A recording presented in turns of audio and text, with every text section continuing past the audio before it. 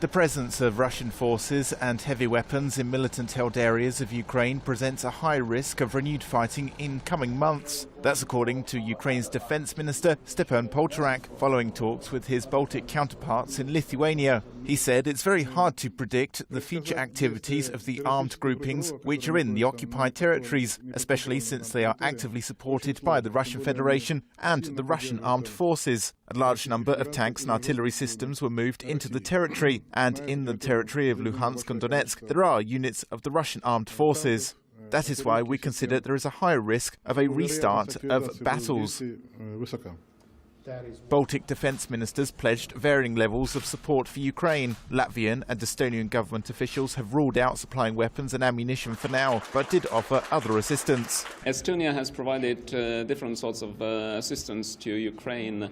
Humanitarian development assistance. We actually have more or less doubled our budget in that regard from last year to this year. We are also providing assistance in the field of cyber defense capability, medical training. So we are doing what we can.